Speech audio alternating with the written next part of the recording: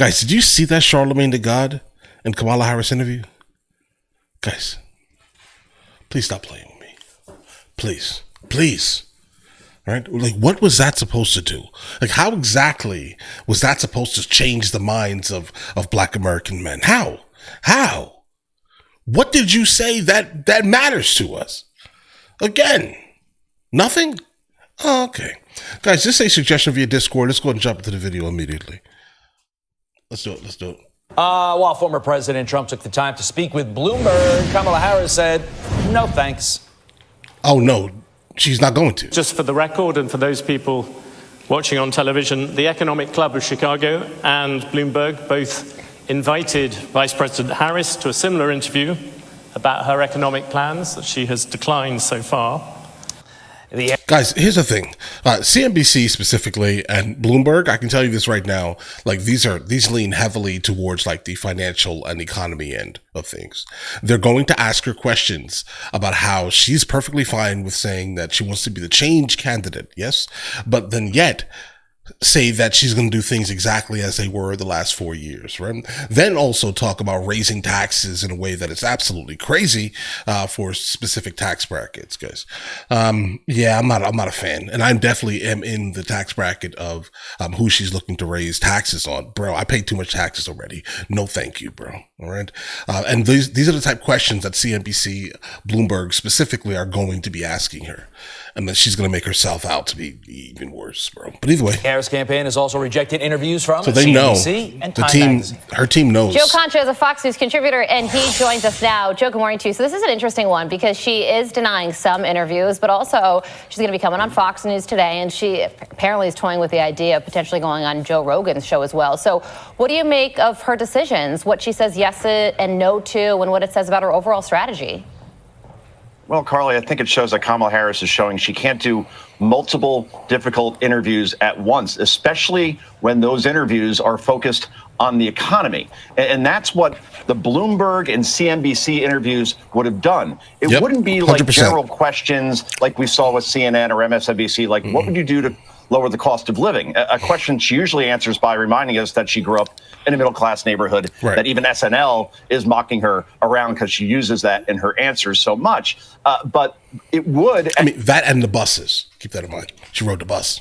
Remember that. As we saw with Donald Trump, as you just showed at the Bloomberg Forum yesterday, it would be more than an hour-long deep dive into economic policy around antitrust laws or interest rates or trade deals or taxes. And I think Kamala Harris's CPU would likely, short circuit like an old computer if you poured water on it in that situation. So her handler said, no go. But as you mentioned, she then has to go on tonight with Bret Baier on Fox, 6 p.m. Eastern, 3 p.m. in San Francisco Pacific time. And that's 30 minutes, no commercials, no edits. Bret will be professional as always, as we've seen in the past, and will ask tough, fair, and germane questions. This will be a make or break interview for her campaign tonight on Fox because she's never really faced an interview like this before. 60 Minutes, she got a little taste of it, but I think this will be a much different story tonight. And let's see how she does when she actually gets these things called follow-up questions, which I'm sure Mr. Baier will engage in. Yeah, I'm going to be honest here, guys. No.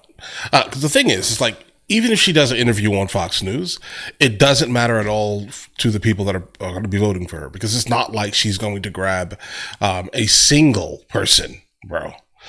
From the people that are going to be watching. I'm just going to be honest here, guys. That's not the reality of Kamala Harris and her campaign. Without a doubt, it is going to be the main event. And I think you hit the nail on the head when it comes to the economic discussion. Because when you go on a CNBC or a Bloomberg, like you and I, when we go on Fox Business, you have to view everything through the lens of money. And you definitely have to change how you approach topics when you're sitting down for a discussion with a Maria, with a Stu.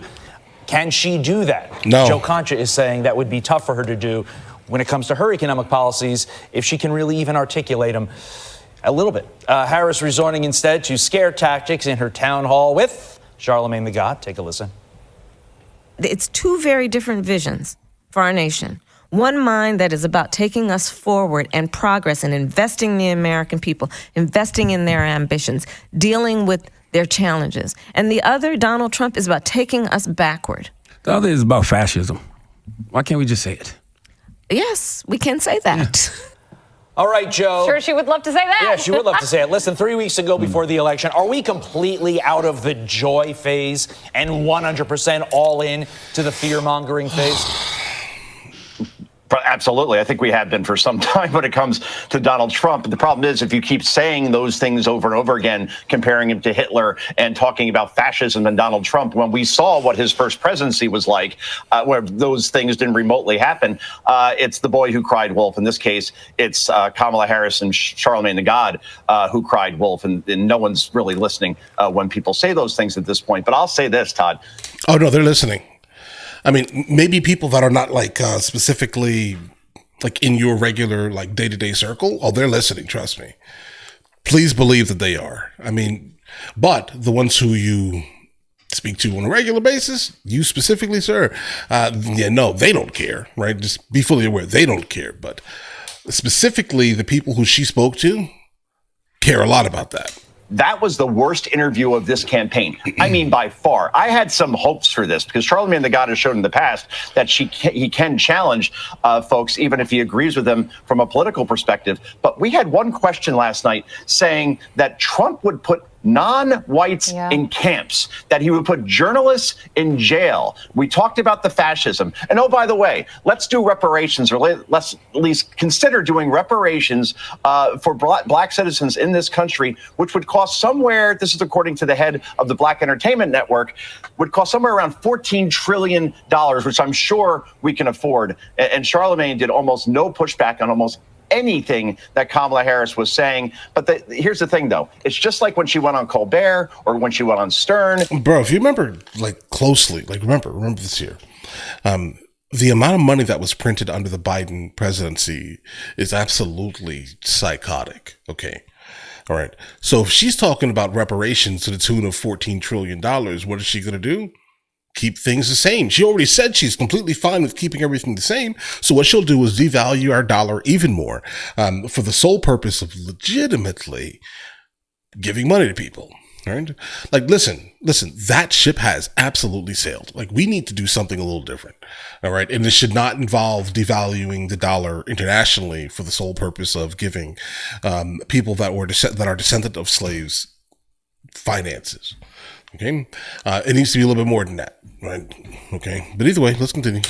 These things don't move the needle because most of the folks probably listening to that show were going to vote for Kamala Harris. Yes. Anyway, that's what I'm saying. Again, watch Fox tonight if you want to see a real interview, and not whatever that was. Yeah, well, Charlamagne THA GOD is endorsing. Bro, they said the same thing about what's happening tonight. We're saying Kamala Harris, and that caller said that they're scared that Donald Trump will put non-white people round them up and put them in camps. And then Kamala Harris responded saying, "You are right to feel scared," which is a staggering moment. You're right to point that out. Joe, got to leave it there. Thank you so much for joining us. I don't know, bro. I am. Hold on. Yeah, I am definitely deeply melanated, guys. I made the most money that I've made pretty much ever, I'd say, under Trump's presidency. Okay, so I hear you, but it just sounds weird, right? Because it's like, what are you talking about? More of this like victim like nonsense that like just, I don't know, bro. This is what Kamala, along with Obama, are basically just pushing. Victim, be a victim. You're a victim. You are the same as that guy. Bro, I am not the same as that guy. Okay, we have, in fact, had different lives, all right? That person over there that may look similar to me and lives in an area that is absolutely dangerous, right? And they're out here doing some type of criminality. That is not me. I have nothing to do with that person. That person is that person.